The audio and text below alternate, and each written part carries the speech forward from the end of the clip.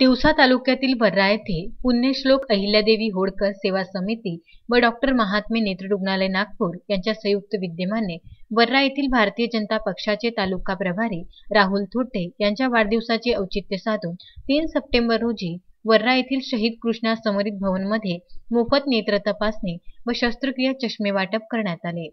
Covid लसीकरण व आरोग्य तपासणी शिबिर तसेच महिला बचत गट प्रदर्शनीचे आयोजन करण्यात आले होते। या शिबिरामध्ये डॉक्टर महात्मे नेत्र रुग्णालय यांच्या मार्फत तज्ञ डॉक्टरांची सेवा उपलब्ध करण्यात आली होती।